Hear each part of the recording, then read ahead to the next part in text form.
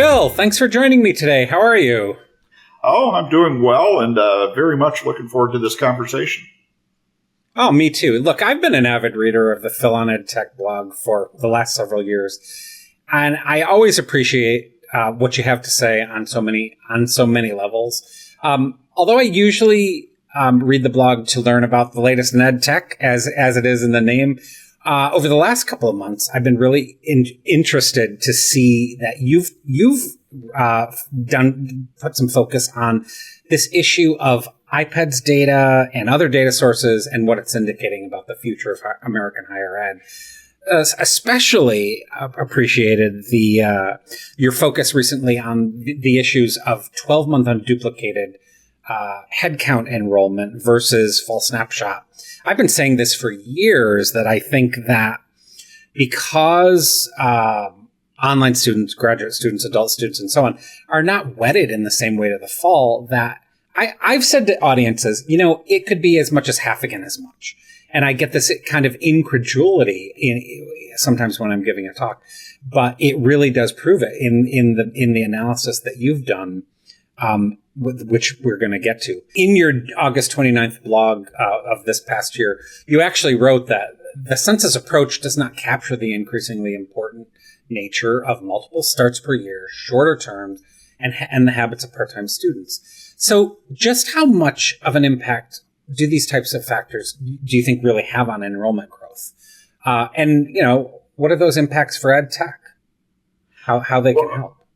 And part of the point of the blog post and the one from the year before was pointing out how much we've needed this type of data. So I think part of what we're dealing with is we're getting much more of a view of what's already happening in reality. And it's a consistent thing with what we talked before, flexibility. It's not just flexibility in modality, it's flexibility in when I take courses. And for a long time, it's been a very wonky type of policy issue about how iPads collects data and the census, and not a lot of people pay attention to the details. But what the blog post was trying to show is these are huge differences. The type thing of, you keep hearing the mantra pre-pandemic that more than 1 in 3 students take at least one online course. That's based on the census approach. Well, if you look at it from the 12-month unduplicated headcount, which is more representative of reality, it's well over half are doing this.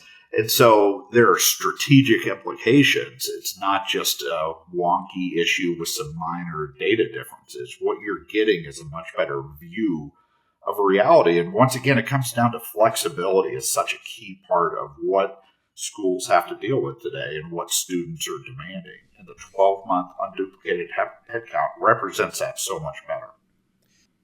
So, yeah, in that blog in August, you had indicated that there were easily 1.8 million students missing from the fall census. And by the way, you were looking at the 2019-20 because look, let's set aside the 2020 academic year. I will be so excited to get the 2021 data to see where it bounces back. And so, there will be some folks out there that say, okay, so even the 2019-20 data include 3 months of when the pandemic started. You said in the blog, and I thought that this was probably very astute, that probably was reflected more in the partially on, like the one or more distance courses than fully distance. To what extent would you discount that number based on pandemic influence in 2019-20? I mean, before the full year where we were enmeshed in the state. I think I put it in there because I think it's a point to be fair about the data. That, one of my things is transparency, and let's lay the data out so people can see it. So it's very important from that standpoint. But in terms of biasing the numbers, I don't think it's a major impact because keep in mind, it's how a school codes a course, whether it's face-to-face or online. So if there was a course that started out as face-to-face in February and March of 2020, and then it shifted online, that will still have been coded in the data as a face-to-face course. So it's not just that there are 3 months that you have to pay attention to. It has to be courses that started within those 3 months, which is actually not the biggest starts of the year. So it's a data point to consider, but I don't think it has a major impact biasing the data. I like that point, and I hadn't actually thought that the coding would have happened before the semester started. Well, look, let's turn to your specialty. If there are pre-pandemic, and who knows what's going to be afterwards, if there were 1.5 million more online students, what are the implications for the edtech sector and institutional use of edtech?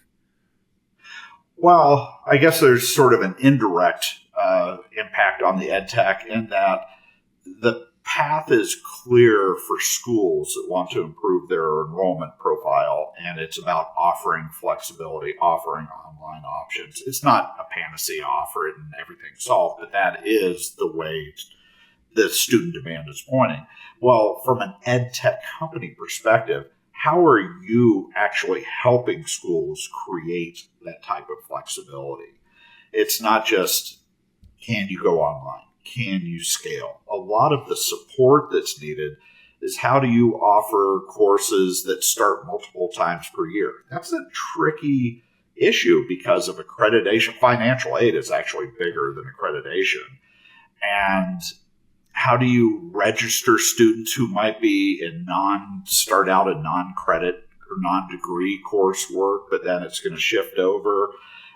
That gets into how do you register non-matriculated students, and you might not be able to get that from the student information system. So the point is, I think a big implication of this is you've got to focus on how do you enable a school to be much more flexible with multiple starts per year and multiple types of entry points into programs. And that's one of the biggest lessons I would draw. The other one is the pool of students available is probably bigger than a lot of people realize because of the census versus this headcount methodology. But there's just so much variety out there, fully online, partially online, full-time, part-time, starting in the spring, so there's just a lot of, you've got to think of your data and how you can capture all of that, this wide variety that's happening as well. Makes me think of another question. Based on all the research that you do about edtech and the whole sector, have you developed any opinions on the things that you think institutions really need to do and the things that probably are better for them to perhaps think of using a partner for? Well, I deal with that a lot, particularly in the work around the online program manager space, because that's such a big question at the core of that market. What should you be doing in-house versus out? Clearly, that instruction part and how you do the teaching and evaluate the quality of the teaching, of the learning outcomes, that just gets to the core of the academic mission.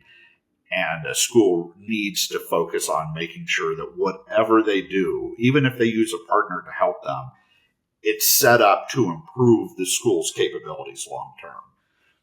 There are other things as well, student life, and there's a strong argument saying they need to be developing core competencies to be more flexible. But at the same time, what you don't want to do is a school say, I know I'm going to move this direction, but because of our organization and history, it's going to take me 5+ years just to even get started. So I think a lot of the mentality around when should you outsource isn't necessarily to say I should never do this as a school, but it should be how do I get started and how do I start learning from my partner? So digital marketing, how you do support, how you define a program. Those are the type things that don't view it if you're a school that I'll never care about it, but you can't wait 5 or more years debating about it and committing to even get started. So is there a partnership that will let you get going much quicker?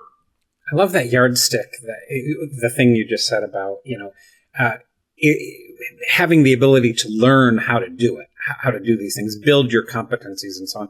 I know that, that's a hallmark of the way R&L thinks about things. I love a couple of my colleagues say to clients, we hope that you will not need us in 3 years, which is a funny business model, but I really do think it's true. My friends Eddie Maloney and Josh Kim, who write the academic innovation blog on Inside Higher Ed, have said over the years when we've been talking,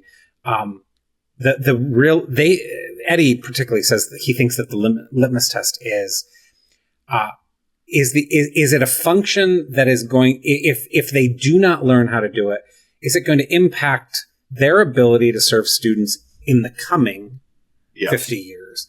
And so when you think of that as your yardstick, it's similar to what you're saying.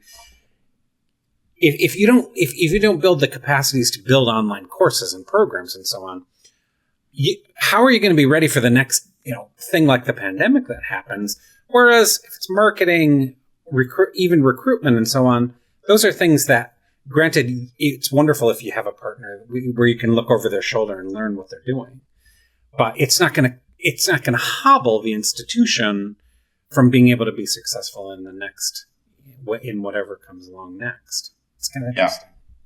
Yeah, it is. And I would say there's also a spillover effect, because if you look at so much of what's happening with online learning, it makes the learning process and the teaching process more transparent and more measurable. And what you're hearing in and it increases the visibility of instructional design. And what you hear in a lot of schools is people saying, hey, now that I'm teaching online, and obviously a lot of this happened in the pandemic, I actually have learned some things there that I'm going to go take back to my face-to-face courses and improve them. And I think when a school starts learning from their partner, but in this regard, learning from themselves, that's where you get into sort of a virtuous cycle. So when I look at partnership, it's, are you going to enable these type of feedback loops in the future? And you're right, you've got to look at how you support it in the future.